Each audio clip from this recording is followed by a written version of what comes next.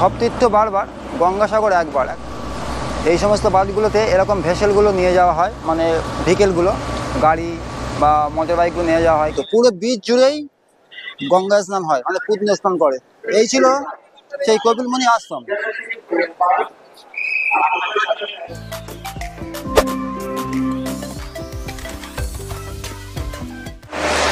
High, I am MD A Rahman, come back with another blog video. আর আজকের ভিডিওটা করছি গঙ্গাসাগর মেলাকে নিয়ে। আমি এখন আছি ন্যাশনাল হাইওয়ে 12, যেটা ডায়মন্ড হারবার থেকে একদম সোজা বকখালি পর্যন্ত। আর এই রাস্তার উপর দিয়েই আমরা গঙ্গাসাগরে যাব। আর আজকের আমি গঙ্গাসাগর যাব বাইক রাইড করতে করতে। দেশের বিভিন্ন প্রান্ত থেকে প্রায় লক্ষ লক্ষ মানুষ এই গঙ্গাসাগর মেলায় আসে। আর আমি একটু আছি ডায়মন্ড হারবার থেকে 8 কিলোমিটার এগিয়ে, মানে আমার বাড়ি থেকে এখানে আসার সুবিধা ছিল, মানে হজুগঞ্জে আছি।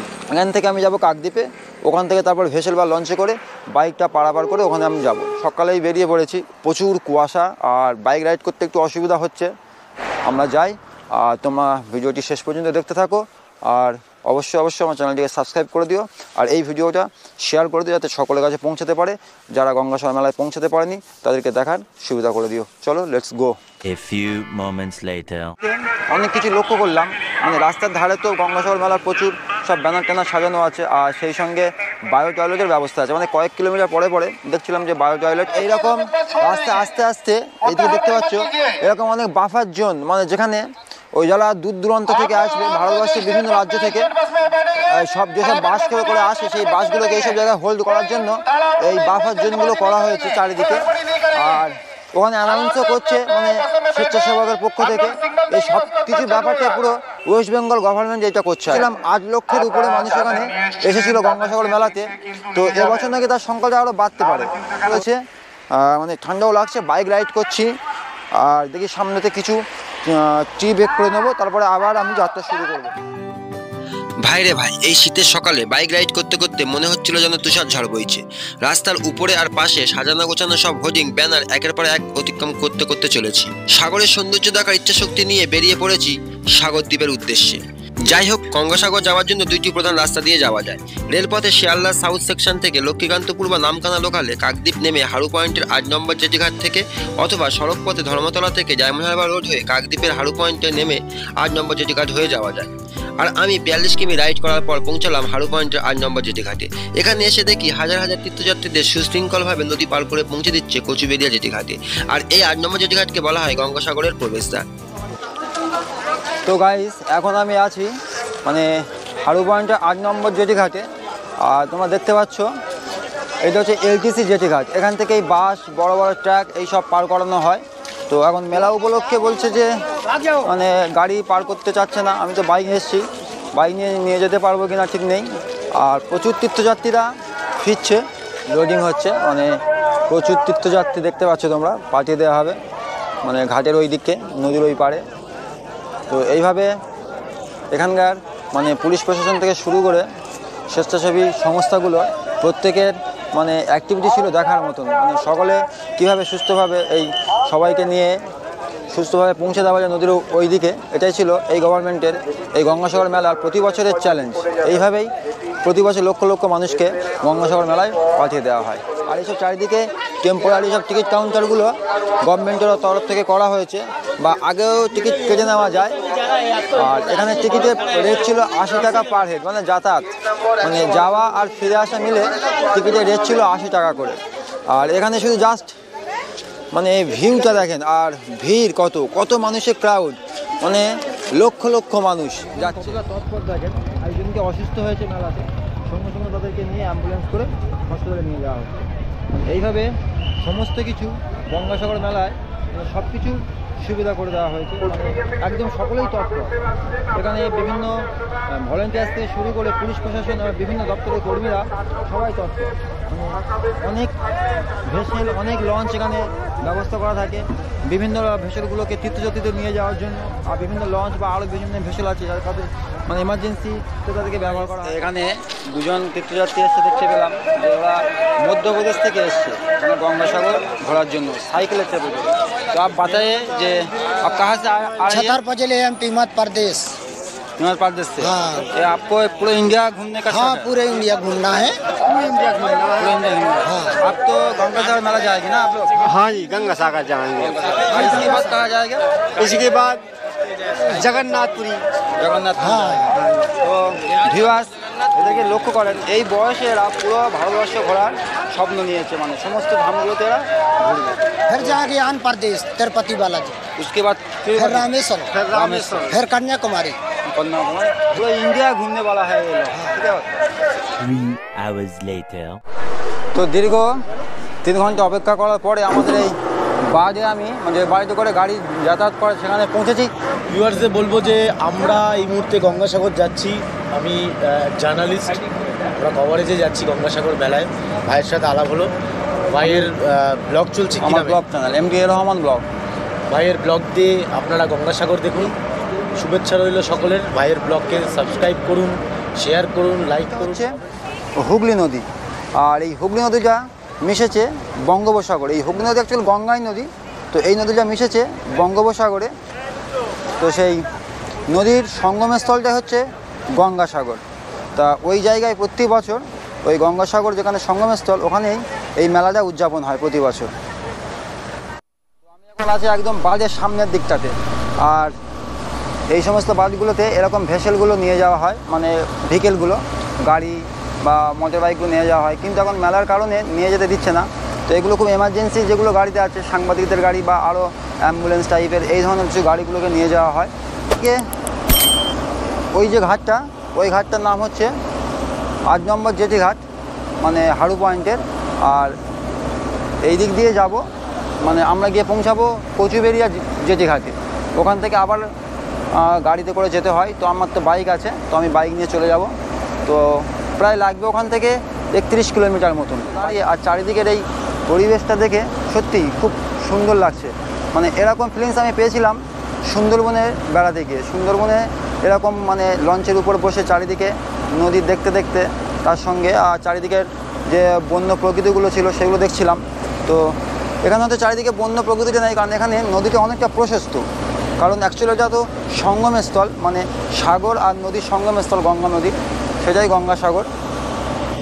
সব তীর্থ বারবার, গঙ্গাসাগর একবার। অ্যাকচুয়ালি এই কথাটা প্রচলন হয়েছিল এই কারণে, মানে গঙ্গাসাগরে পৌঁছানোর জন্য এখন তো অনেকটা সুবিধা করে দেওয়া হয়েছে, মানে পর্যাপ্ত পরিমাণে ভেসেল, লঞ্চ এই ধরনের পাওয়া যায়। কিন্তু সেই সময়কার দিনে মানে এই নদীটা পার হওয়ার জন্য অত সহজ ছিল না। সেই জন্য মানে গঙ্গাসাগর তীর্থটা সকলের জীবনে একবার হলেও উপভোগ করতো।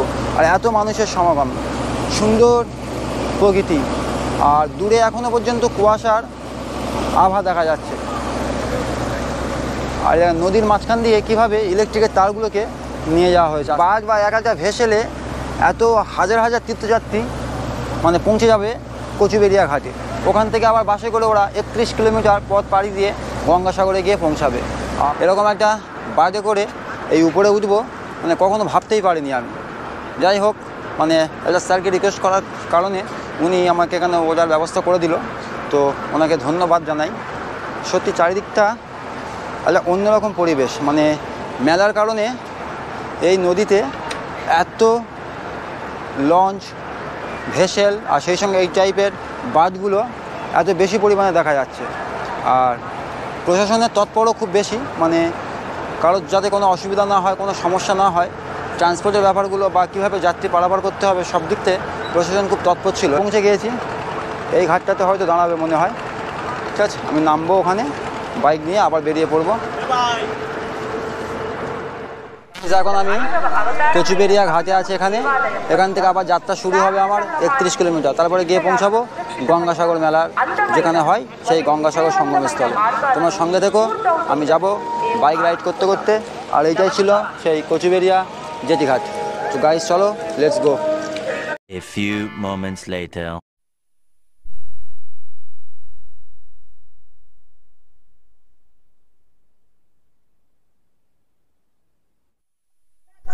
তো গাইস ফাইনালি আমি এখন সাগরেই যাচ্ছি, যেখানে মানে পুণ্য স্নান করা হয়। আর দেখতেই পাচ্ছ তোমরা প্রচুর তীর্থযাত্রী, তারাও স্নানের জন্য সাগরের দিকে যাচ্ছে। আর ওই দূরেই দেখতে পাচ্ছ বে অফ বেঙ্গল, একদম বঙ্গোপসাগরের বিচে পৌঁছে গেছি আমি। আর চারিদিকে প্রচুর তীর্থযাত্রীরা, এই হলো ভারতবর্ষের দ্বিতীয় বৃহত্তম মেলা, গঙ্গাসাগর মেলা। আর প্রশাসনের তরফ থেকে সমস্ত অ্যানাউন্সমেন্ট, উপরে যে মাইক লাগানো আছে, যে কোনো জরুরি পরিস্থিতিতে যে কোনো সমস্যার সমাধানের জন্য প্রশাসন কন্টিনিউ অ্যানাউন্সমেন্ট করে যাচ্ছে। আর ছোট ছোট প্রচুর দোকান এখানে বসেছে চারিদিকে। এখানে এইসব দোকান মানে গঙ্গাসাগরে পুজো দেওয়ার জন্য, সেই সঙ্গে কপিল মুনির আশ্রমে যারা যায় সেখানেও পুজো দেওয়ার জন্য এখান থেকে প্রসাদ কিনে সকলে পুজো দেয় মেলাতে। আর এইটা পুরোটাই হচ্ছে একটা দ্বীপ, সাগর দ্বীপ। মানে এই সাগর মেলা হয়, তার নাম অনুসারে এই দ্বীপটার নাম দেওয়া হয়েছে সাগর দ্বীপ। এই মেলাটা প্রতি বছর এই মকর সংক্রান্তির দিনেই হয়। মেন স্নান হয় 3 দিন। পুজোর সরঞ্জাম কেনার দোকানটা এখানে বেশি। এইগুলো হচ্ছে মানে বস্ত্র বিতরণ কক্ষ, মানে এখানে যারা স্নান করবে তারা এখান থেকে বস্ত্র চেঞ্জ করতে পারবে। এরকম প্রচুর করা আছে, মানে বিচ, এই বিচ জুড়েই দূর দিগন্ত পর্যন্ত সকলেই এখানে স্নান করে, পুণ্য স্নান করে। এটাই হচ্ছে গঙ্গাসাগর মেলার মাহাত্ম্য।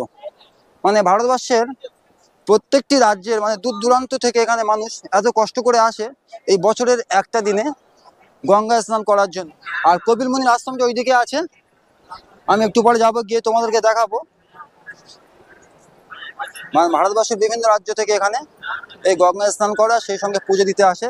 চারিদিকে গঙ্গা স্নান হচ্ছে, সেই অনেকটা দূর পর্যন্ত পুরো বিচ জুড়েই গঙ্গা স্নান হয়, মানে পুণ্য স্নান করে। এদিকটাও পুরোটা জুড়ে। আর সকলে পুজোও দিচ্ছে। সব হচ্ছে ছোট ছোট কটেজ, এখানে যে সমস্ত পিলগ্রিমসরা আসে তারা থাকে।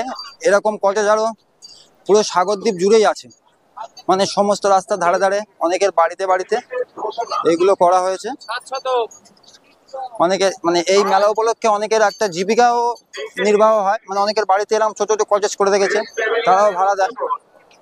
ও তাছাড়া এই সাগরের উপরে এরকম ছোট ছোট কটেজ আছে, সমস্ত পিলগ্রিমসরা আসে এই সমস্ত কটেজে থাকে। আমি এবার গিয়ে দেখাবো কপিল মুনির আশ্রমটা কোথায় আর সাধুরা কোথায় বসে আছে সেইগুলো দেখাবো।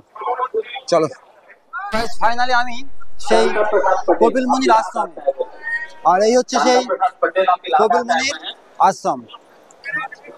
অ্যাকচুয়ালি যে আসল কপিল মুনির আশ্রমটা ছিল সেটা সমুদ্রের মধ্যে বিলীন হয়ে গিয়েছে, এটা আবার নতুন করে এই আশ্রমটা আবার তৈরি করা হয়েছে।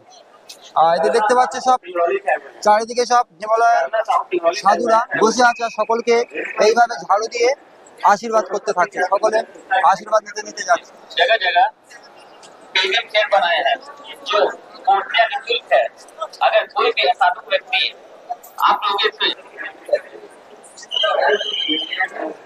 এখন এই মেলার সময় মন্দিরের ভিতরে প্রবেশ করতে দেবে না, তো বাইরে থেকেই সব দেখেন কিরকম চারিদিকে পুজো দিচ্ছে মন্দিরে। আর কপিল মুনির মন্দিরে এটা হচ্ছে ভিতরের পোর্শন।